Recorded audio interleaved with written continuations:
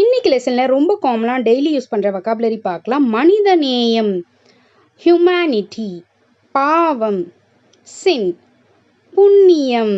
இப்போ இது உங்கள் டர்ன். நீங்கள் கொஞ்சம் யோசிங்க. புண்ணியம் எப்படி சொல்லலாம்? குட் டீட். மரியாதையோடு நடந்துக்கணும் அப்படின்னு நம்ம எல்லாத்தையுமே யூஸ் பண்ணுவோம். மரியாதை இதை எப்படி இங்கிலீஷில் சொல்லலாம்? நல்லா யோசிங்க. கர்டசி. அறிவாக பேசுவாங்க, அவங்கள எப்படி சொல்லலாம்? அறிவாக பேசுதல். அறிவாக ரொம்ப நாலேஜபிளாக பேசுவாங்க. சென்சிபிள். சென்சிபிள்.